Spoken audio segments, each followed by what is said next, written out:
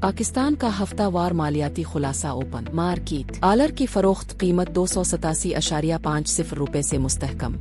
Inter bank dollar rates 11 جولائی کی اختتامی قیمت 284.46 روپے سے کمی، 10 جولائی کی اختتامی قیمت 284.56 روپے سے اضافہ۔